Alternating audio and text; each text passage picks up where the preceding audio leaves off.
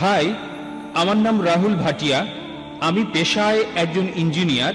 আমার প্রশ্নটা হলো, পবিত্র কোরআনে সূরা হজের ৪৭ নম্বর আয়াতে আছে, বলা হয়েছে তোমার প্রতিপালকের কাছে একদিন তোমাদের হিসাবে 1000 বছরের সমান। এছাড়াও সূরা সাজদার 5 নম্বর আয়াতে আছে তোমাদের প্রতিপালকের একদিনের পরিমাপ হবে তোমাদের হিসাবে 1000 বছরের সমান। এরপর সূরা মারিজের 4 নম্বর আয়াতে বলা হয়েছে ফেরেশতা এবং রূহ আল্লাহর দিকে ঊর্ধ্বগামী হয় এমন একদিনে যার পরিমাণ পার্থিব 50,000 বছর।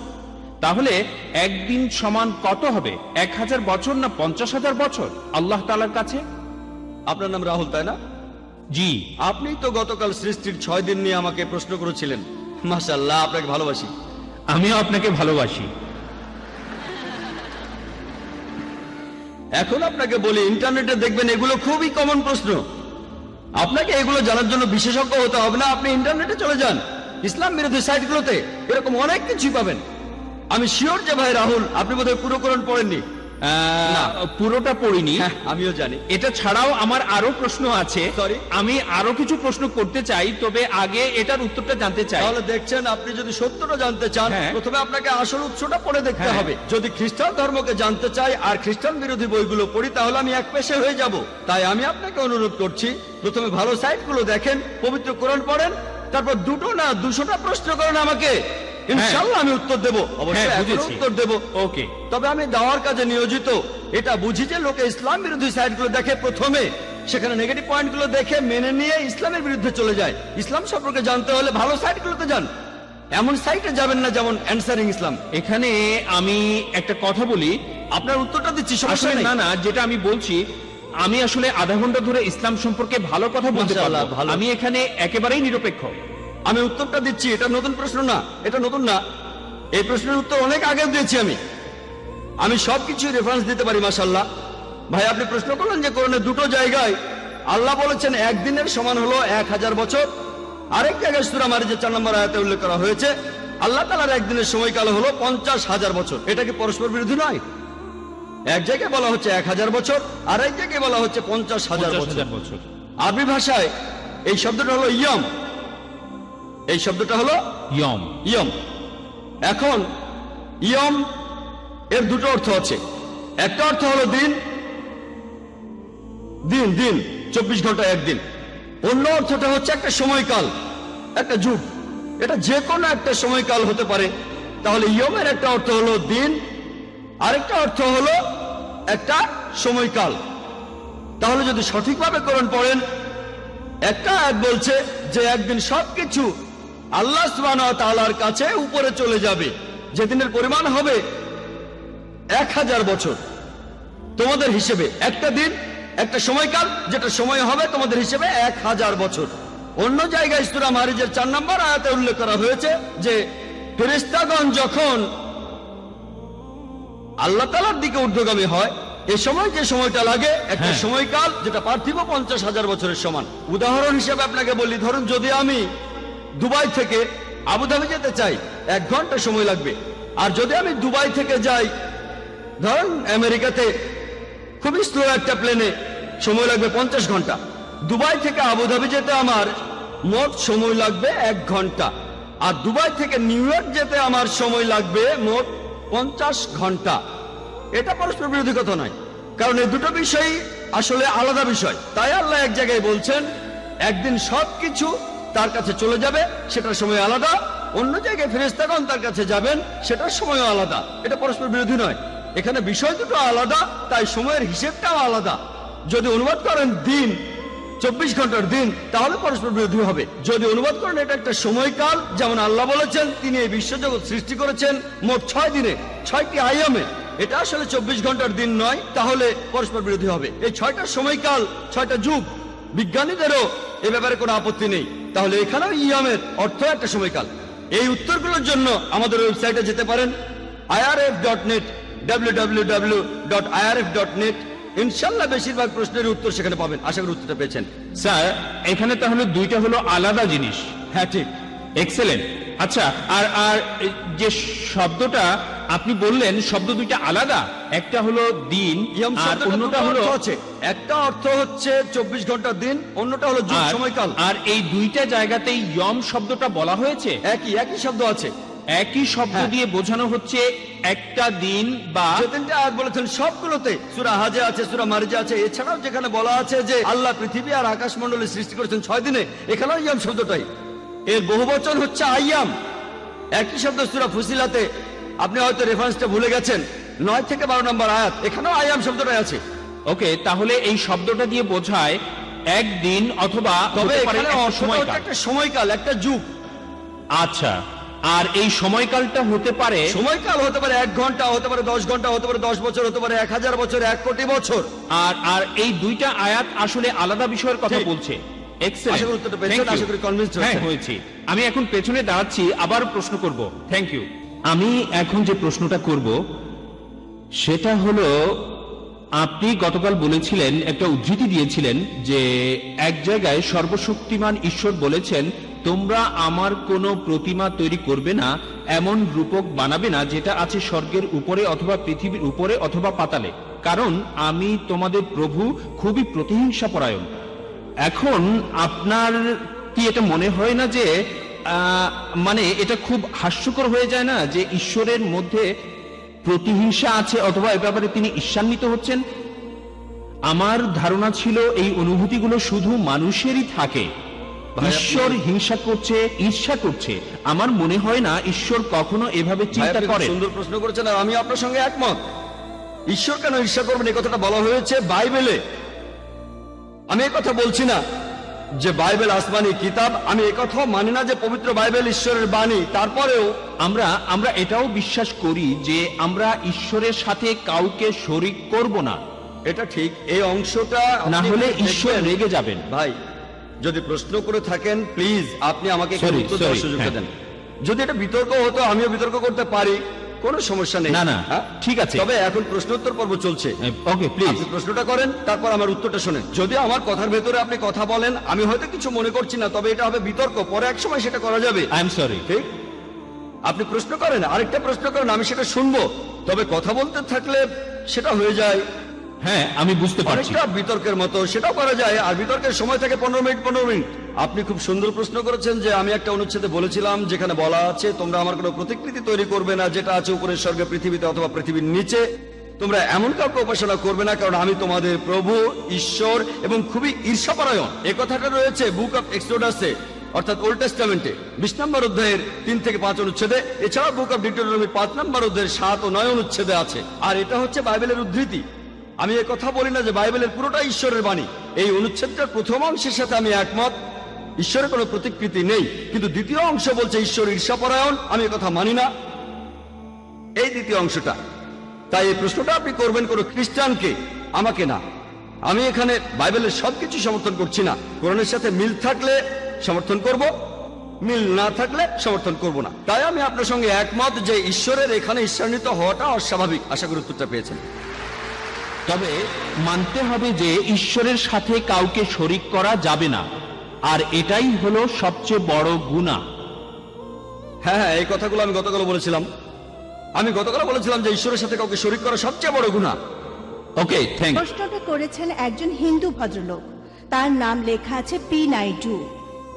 তিনি বলেছেন, মুসলিমরা মানুষ জাতির আশীর্বাদ, এখানে অমুসলিমদের কি হবে যারা জন্ম থেকেই মুসলিম নয়? তারা জীবনের কোন পর্যায়ে ইসলামকে বুঝবে? বোন, আপনি প্রশ্ন করলেন যে এক হিন্দু ভদ্রলোক বলেছেন মুসলিমরা মানবজাতির আশীর্বাদ, আলহামদুলিল্লাহ সুম্মা আলহামদুলিল্লাহ। তবে একজন অমুসলিম যে জন্ম থেকে মুসলিম নয়, জীবনের কোন স্তরে সে ইসলামকে বুঝবে? প্রশ্নটার উত্তর দেওয়ার আগে আমি একটা বিষয় পরিষ্কার করে নিতে চাই। আমাদের নবীজি মোহাম্মদ সাল্লাল্লাহু আলাইহি সাল্লাম বলেছেন, প্রত্যেক শিশু দীনুল ফিতর নিয়ে জন্ম নেয়। দীনুল ফিতর অর্থাৎ আল্লাহর ধর্ম। প্রত্যেকটা শিশু মুসলিম হয়ে জন্মায়, পরবর্তীতে তাকে প্রভাবিত করে বাবা মা, গুরুজনেরা, শিক্ষকেরা। সে তখন শুরু করে মূর্তি পূজা, অগ্নি পূজা, এভাবে সে অমুসলিম হয়ে যায়। সেজন্য ইসলাম ধর্ম অনুযায়ী প্রত্যেক শিশু মুসলিম হয়ে জন্মায়, অর্থাৎ আল্লাহর কাছে সে আত্মসমর্পণ করে। পরবর্তীতে তার পরিবেশের প্রভাবে সে অমুসলিম হয়ে যেতে পারে। তাই কোনো অমুসলিম যখন ইসলাম গ্রহণ করে, এখানে শব্দটা আসলে কনভার্ট হবে না, কনভার্ট মানে হলো এক পথ থেকে আরেক পথে যাওয়া বা এক বিশ্বাস থেকে আরেক বিশ্বাসে। এখানে সঠিক শব্দটা হবে রিভার্ট। রিভার্ট মানে সে আসলে মুসলিম ছিল, পরে অমুসলিম হয়ে গিয়েছিল, তারপর আবারও ইসলামের পথে ফিরে এসেছে। তাই সঠিক শব্দটা হলো রিভার্ট। তাহলে প্রত্যেক মানুষই জন্মায় নিষ্পাপ হয়ে, সে মুসলিম হিসেবে জন্মায়, পরবর্তীতে সে ভুল পথে চলে যায়। এবার প্রশ্নটাতে আসি, যারা অমুসলিম হয়ে যায় তারা কিন্তু অমুসলিম হয়ে জন্মায় না। প্রত্যেক মানুষই মুসলিম হয়ে জন্মায়। যারা তাদের বাবা মা পরিবেশের প্রভাবে অমুসলিম হয়ে যায়, জীবনের কোন সময়ে তারা ইসলামকে বুঝতে পারবে? এক এক মানুষ এক এক সময়ে এটা বুঝতে পারে। যেমন একজন মুসলিম হিসেবে জন্মালো, সে যদি মুসলিম পরিবারে জন্মায় তাহলে হয়তো প্রথম দিন থেকেই বুঝতে পারবে। আবার মুসলিম পরিবারে জন্মানোর পরও অনেকে সেটা বুঝতে পারে না, হয়তো পরে বুঝতে পারবে। কেউ হয়তো প্রথম দিন থেকে বুঝবে, কেউ 1 বছর পরে, 2 বছর পরে, 5 বছর, 10 বছর, কত সময় লাগবে আল্লাহ জানেন। কিছু মানুষ অমুসলিম পরিবারে জন্মায়, সেখানে সে বড় হয়। তারা হয়তো একেবারে ছেলেবেলায় বুঝতে পারে, স্কুলে পড়ার সময়, কলেজে পড়ার সময় হতে পারে। আসলে এক একজন মানুষ এটা এক এক সময়ে বুঝতে পারে। তবে কোন মুসলিম সেই অমুসলিমকে বোঝাক বা না বোঝাক, আল্লাহ পবিত্রকরণে বলেছেন, সূরা ফুসিলাতের 53 নম্বর আয়াতে উল্লেখ করা হয়েছে, سنوريهم آياتنا في الآفاق وفي أنفسهم حتى يتبين لهم أنه الحق। আমি তোমাদের জন্য আমার নিদর্শনগুলো প্রকাশ করব এই বিশ্বজগতে এবং তাদের নিজেদের মধ্যে, যতক্ষণ না তাদের কাছে পরিষ্কার হবে এটাই সত্যি। তাহলে কোন মুসলিম সেই অমুসলিমকে বোঝাক বা না বোঝাক, আল্লাহ সুবহানাহু ওয়া তাআলা এই কথাটা স্পষ্ট করে বলেছেন, তিনি নিদর্শনগুলি প্রকাশ করবেন এই বিশ্বজগতে যতক্ষণ না সেটা মানুষের কাছে পরিষ্কার হবে। আমি কোনো কথা বললে একজন অমুসলিম নাও বুঝতে পারে, আল্লাহ যখন কিছু বলেন তখন এটা নিশ্চিত করেন যে সেটা অমুসলিমরা পরিষ্কারভাবে বুঝতে পারবে, যতক্ষণ না সে বুঝতে পারে যে এটাই হলো সত্যি, এটাই হলো হক। পরবর্তীতে এই সত্যটা বোঝার পরে সে মানতেও পারে নাও মানতে পারে, এর কারণটা ব্যক্তিগত কারণে মানতেও পারে নাও মানতে পারে। তবে মারা যাওয়ার আগে ইনশাআল্লাহ আল্লাহ তাকে নিদর্শন দেখাবেন। এখন কবে কখন আল্লাহ ভালো জানেন, তবে মারা যাওয়ার আগে আর রোজ কিয়ামতের দিন পবিত্র কোরআন আমাদের বলছে যে যারা ইসলামকে প্রত্যাখ্যান করে তারা কখনো আল্লাহর কাছে অভিযোগ করতে পারবে না যে আমি কোনো নিদর্শন পাইনি, কেন আমাকে জাহান্নামে পাঠাচ্ছেন। তারা শুধু বলবে আমাদের ক্ষমা করে দেন, আমরা ভুল করেছি। কারণ তারা জানে যে তারা নিদর্শন দেখেছে কিন্তু তখন গ্রহণ করেনি। তারা শুধু আল্লাহকে বলবে আমাদের আরেকটা সুযোগ দেন, আল্লাহ তখন বলবেন অনেক দেরি হয়ে গেছে। তাহলে আল্লাহ অবশ্যই তাদের নিদর্শন দেখাবেন তারা মারা যাওয়ার আগে। আশা করি উত্তরটা পেয়েছে। আসসালামু আলাইকুম স্যার, আমার নাম মোহাম্মদ ফিদা। আপনার কাছে আমার প্রশ্নটা একজন অমুসলিমকে নিয়ে। আসলে সে একজন নাস্তিক, সে কোনো ধর্মে বিশ্বাস করে না। সে আমাকে একটা প্রশ্ন করেছে যে আল্লাহকে কে সৃষ্টি করেছে? আল্লাহ আমাদের সৃষ্টি করেছেন, আল্লাহকে কে সৃষ্টি করেছেন? কিভাবে এই প্রশ্নের উত্তর দেব? ভাই, আপনি প্রশ্ন করলেন যে একজন অমুসলিম নাস্তিক জিজ্ঞেস করেছেন কে আল্লাহকে সৃষ্টি করেছেন। এর উত্তর দিতে গিয়ে এভাবে বলা যায় যে আমার বন্ধু, তার নাম জন, তার ভাই জ্যাক হাসপাতালে ভর্তি হয়েছে। সে আমাকে বলল, জন আমাকে বলল যে আমার ভাই জ্যাক হাসপাতালে ভর্তি হয়েছে, আর একটা বাচ্চার জন্ম দিয়েছে। ওই বাচ্চাটা ছেলে নাকি মেয়ে? ছেলে না মেয়ে বলতে পারবেন? আমি আসলে জানি না। আপনি জানেন না? ছেলে না মেয়ে? একজন পুরুষ কিভাবে কোনো বাচ্চার জন্ম দিতে পারে?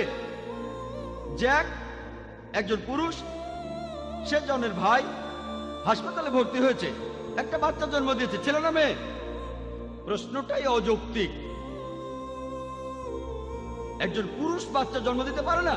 একইভাবে ঈশ্বরের কথা যদি বলি, আল্লাহ কেউ তাকে সৃষ্টি করেনি, তাই কে আল্লাহকে সৃষ্টি করেছে এই প্রশ্নটাই অযৌক্তিক। যদি আমি বলি যে অমুক লোক আল্লাহকে সৃষ্টি করেছে, সে তাহলে আল্লাহ নয়। ও আল্লাহ কুফুয়ান আহাদ, তার সমতুল্য কেউ নাই। তাই আল্লাহ তাআলার সংজ্ঞা হলো তাকে কেউ সৃষ্টি করেনি। তাই কে আল্লাহকে সৃষ্টি করেছে এই প্রশ্নটাই অযৌক্তিক। যখনই আল্লাহকে সৃষ্টি করার কথা বলছি সে তখন আর আল্লাহ হবে না। আল্লাহ তাআলাকে কেউ সৃষ্টি করেনি, তিনি এই বিশ্বজগৎ সৃষ্টি করেছেন, আমরা তার উপর নির্ভরশীল, তিনি কোনো কিছুর উপরে নির্ভর করেন না। এখন একজন নাস্তিককে কিভাবে বোঝাবেন? আপনি আমার ভিডিও ক্যাসেট দেখতে পারেন, is the Quran God's word. এই প্রশ্নের উত্তরটা পাবেন। এছাড়াও জানবেন কিভাবে একজন নাস্তিককে বোঝাতে হবে। এই ভিডিওটা থেকে আপনি বিস্তারিত জানতে পারবেন একজন নাস্তিককে কিভাবে বোঝাবেন। এই প্রশ্নটাও করেছেন একজন অমুসলিম। হেনা খাতার উসমান প্রশ্ন করেছেন, আপনি বললেন মুসলমানদের মাঝে কিছু কুলাঙ্গার আছে যারা খারাপ কাজ করে, মিডিয়াও তাদের তুলে ধরে। এই মুসলিমরা কি ধর্মের নামে এসব কাজ করে মিডিয়াকে সুযোগ দিচ্ছে না? এতে অমুসলিমরাও ভুল বুঝছে। প্রশ্নটা করেছেন একজন অমুসলিম, আর খুবই সুন্দর প্রশ্ন, যে মুসলিমদের মধ্যে বেশ কিছু কুলাঙ্গার আছে, এই কুলাঙ্গাররাই কি মিডিয়াকে ইসলামের নামে মিথ্যে কথা ছড়ানোর সুযোগ করে দিচ্ছে না? এই কুলাঙ্গাররা তো আসলে কোনো মুসলিমই নয়। একজন মুসলিম কখনো এমন ভুল কাজ করবে না। মুসলিম শব্দটার অর্থ হলো যে ব্যক্তি তার নিজের ইচ্ছাকে আল্লাহ তাআলার কাছে সমর্পণ করে। মুসলিমদের মধ্যে এই কুলাঙ্গাররা হচ্ছে আসলে নকল মুসলিম। নাম হতে পারে মোহাম্মদ, জাকির, আব্দুল্লাহ, সুলতান ইত্যাদি ইত্যাদি। নাম দিয়ে আপনি মুসলিম হবেন না, আপনি মুসলিম হবেন কাজ দিয়ে। আল্লাহর কাছে নিজের ইচ্ছাকে সমর্পণ করলেই আপনি মুসলিম হবেন। তাহলে এই লোকগুলো সত্যিকারের মুসলিম নয়, তবে তাদের নামগুলো মুসলিম। তাই মিডিয়াকে সুযোগ দিচ্ছে কি দিচ্ছে না এটা নিয়ে তারা ভাবে না। তারা তো তাদের নিজেদের ধর্ম নিয়েই ভাবে না, তারা নিজেদের ধর্মকে থোড়াই কেয়ার করে, কিন্তু তারা তাদের ধর্মকে নিয়ে ভাবে না। মিডিয়া কি বলছে সেটা নিয়েও তারা ভাবে না। তবে আমি মিডিয়া দোষ দেব, মিডিয়া কেন অল্প কিছু মানুষের কাজকে তুলে ধরছে? যদি মুসলিমদের বেশিরভাগই এসব কাজ করত, তখন ইসলামকে অপবাদ দিলে আমিও আপত্তি করতাম না। তবে তারা অল্প কিছু মানুষকে বেছে নিচ্ছে। চিন্তা করেন, হিটলার 60 লক্ষ ইহুদিকে হত্যা করেছিল, এজন্য কি খ্রিস্টান ধর্মকে দায়ী করব? হিটলার যে 60 লক্ষ ইহুদিকে মেরেছে, সবাইকে পুড়িয়ে মেরেছে, এজন্য কি আমি খ্রিস্টান ধর্মকে দোষ দিতে পারবো না? কারণ বাইবেলের কোথাও লেখা নেই যে তোমরা 60 লক্ষ ইহুদিকে হত্যা করবে। এমন কিছু বলাটা খুবই ভুল হবে। সেজন্য আমি এইসব কুলাঙ্গারদের চাইতে মিডিয়াকে বেশি দোষ দেব। প্রত্যেক গোত্রে আপনারা কিছু কুলাঙ্গার খুঁজে পাবেন, আর আমি আমার অনেক লেকচারে এইসব কুলাঙ্গারদের বিরুদ্ধে বলেছি। মিডিয়ার উচিত এমন খবর প্রচার করা যেটা সত্যি, কিন্তু তারা এইসব কুলাঙ্গারদের দেখিয়ে বলতে চায় এরাই হচ্ছে আসল মুসলিম। তারা এভাবে বলতে পারে যে এই মুসলিম চুরি করেছে তারা মাত্র 1 জন, 5 জন, 10 জন, আর মুসলিমদের সংখ্যা 100 কোটিরও বেশি। এভাবে বললে কোনো সমস্যা নেই। তবে তারা বলতে চায় যে সব মুসলিমই ভুল কাজ করছে। যদি একজন মুসলিম ড্রাগস নিয়ে ধরা পড়ে, মিডিয়া এমন ভাব করবে যেন সব মুসলিমই ড্রাগস নিয়ে ব্যবসা করে যাচ্ছে। মিডিয়ার উচিত হবে সত্য কথা প্রচার করা। আমিও সেটাই চাই। আশা করি উত্তরটা পেয়েছেন। হাই, আমি আরেকটা প্রশ্ন করব। কোরআনে সূরা আলাকের 2 নম্বর আয়াতে বলা হয়েছে আল্লাহ মানুষকে একটা জমাট বাঁধা রক্তপিণ্ড থেকে সৃষ্টি করেছেন। আমি এই কয়েকদিন আগে পবিত্র কোরআনের এই সূরাটার উর্দু অনুবাদটা শুনেছিলাম। সেখানেও বলা হয়েছিল যে রক্তপিণ্ড থেকে মানুষ সৃষ্টি হয়। আমরা এটা জানি, মানে এখন এটা সবাই জানে যে আমরা মানুষ জাতি জন্মাই কোনো রক্তপিণ্ড থেকে না, জন্মাই শুক্র থেকে। আর আমি এরকম একটা অনুবাদও পড়েছি, অন্য আরেকটা আয়াতে আছে, পরে আমি এই বিন্দুকে ব্র্যাকেটে শুক্র পরিণত করি রক্তপিণ্ডে, তারপর এই রক্তকে পরিণত করি মাংসপিণ্ডে। মানে রক্তে পরিণত হচ্ছে দ্বিতীয় স্টেজে। আমার মনে হয় না যে এই সময় সেটা রক্তপিণ্ডে পরিণত হয়। আপনি একজন ডাক্তার, হয়তো এটা বুঝিয়ে বলতে পারবেন। শিওর, জ্ঞানীদের জিজ্ঞেস করুন। পবিত্র কোরআনে সূরা নাহলে 43 নম্বর আয়াত এবং সূরা আম্বিয়া 7 নম্বর আয়াতে বলা হয়েছে ফাসালু আহলে যিকরি ইন কুনতুম লা তা'লামুন, যদি না জানো তবে জ্ঞানীদের জিজ্ঞাসা করো। আমি খুব বেশি কিছু জানি না, তবে এই ব্যাপারগুলো সম্পর্কে জানি আলহামদুলিল্লাহ। আমি বেশি কিছু জানি না, আমি বিভিন্ন ধর্মের একজন ছাত্র আর সামান্য একজন ডাক্তার MBBS। তবে এইসব ব্যাপারে আমি জানি। এই একই যুক্তি দেখিয়েছিলেন ডক্টর উইলিয়াম ক্যাম্বেল। আমি একবার তার সাথে বিতর্ক করেছিলাম। তিনি একজন মেডিকেল ডাক্তার, আর কোরআনের বিরুদ্ধে বই লিখে তিনি PhD করেছিলেন। তার বইতে লিখেছেন যে কোরআনে 30টা বৈজ্ঞানিক ভুল আছে। 8 বছরে কোনো মুসলিম উত্তর দেয়নি। আমেরিকার ছাত্ররা আমাকে একটা বিতর্কের জন্য ডাকলো, তারপর আমি আমেরিকার শিকাগোতে গেলাম কয়েক বছর আগে। বিতর্কের বিষয়টা ছিল কোরআন এবং বাইবেল বিজ্ঞানের আলোকে, আর তার একটা যুক্তিও ছিল একই, আপনি যেটা বললেন।